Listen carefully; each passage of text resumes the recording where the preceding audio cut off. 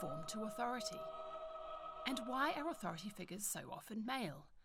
I've been exploring these ideas in relation to classical music, a quintessential site for middle-class male authority in the form of the conductor.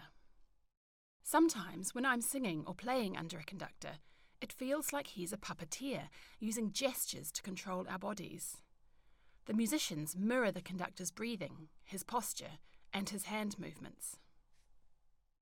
I'm Anna Ball, and before becoming a sociologist, I worked as a pianist and cellist. I'm here with the National Youth Choir of Great Britain during their rehearsals. I'm interested in exploring how the authority of the conductor is experienced by these young people, and how this intersects with their class and gender identities. He's really good.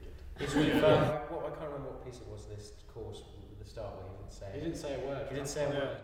He does this thing if we're losing focus, or at the start of a course, where he just comes and he stands in front of the rehearsal and says nothing, and for about 15 minutes of the rehearsal he doesn't say anything, and he just conducts, and he would say nothing.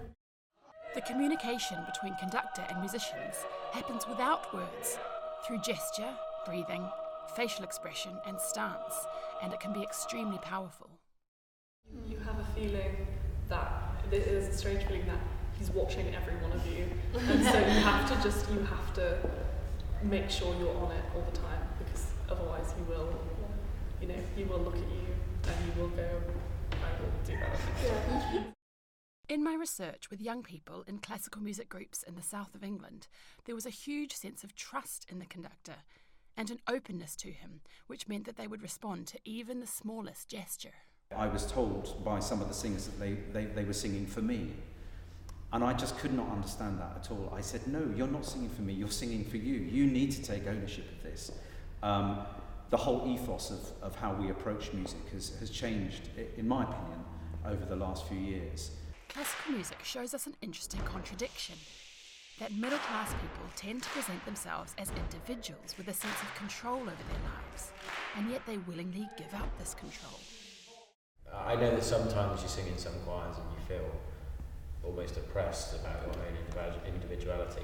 But again, then I was saying encouraging us to move, that's kind of things that I feel NYC you can be an individual and be part of the group. This authority is almost always male.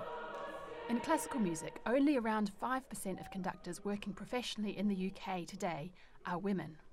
Yeah, I found it really hard to get up onto the conductor stand in the first rehearsals and kind of have everyone looking at me. I see Ben in rehearsals and he can completely be himself. He can let his personality come through in the rehearsal, and I don't think that would be as easy, and I don't think I found it as easy to kind of have my personality be shown whilst conducting and have people take me seriously.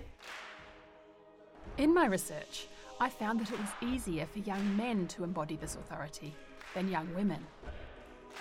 Gender inequalities in classical music are starting to be tackled by schemes such as the Royal Philharmonic Society's Women Conductors Programme and the PRS Key Change campaign. But it remains to be seen how classical music, rather than reproducing assumptions about the gendered and classed attributes that are required to embody authority, could in fact disrupt our ideas about what authority looks like and how it works.